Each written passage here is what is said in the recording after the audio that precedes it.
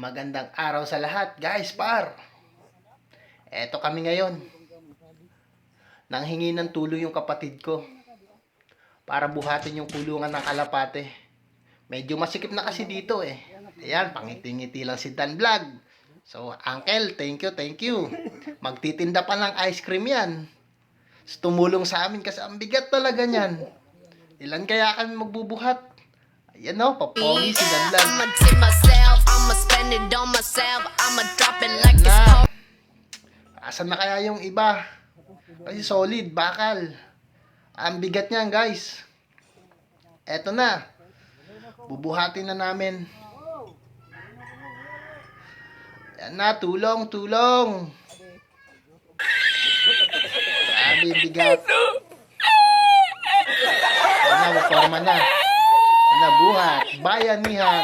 Bayanihan ni Dan. Yan na.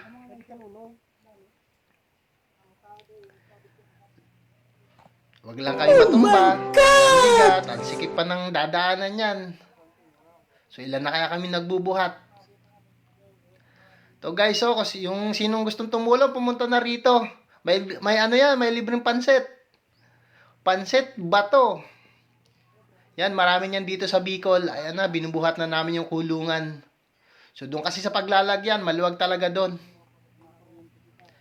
Buwelong-buwelo, pagka nilalaban yung may race sila, nilalaban yung mga kalapate. 1 minute. Ang ganda ng ano niyan. Dapo niyan sa kulungan. Kaysa minsan, paikot-ikot pa bago lumapag. Yan na, buhat na namin pataas. Palabas ng kalsada. Ilan na kami nagbubuhat niyan, pero hirap pa din. Ano? Yung. Ito na. Bayanihan. Kung tawagin. Buhat-buhat. Ayan na. May lalabas na namin kahit mabigat. Basta tulong-tulong napapagaan.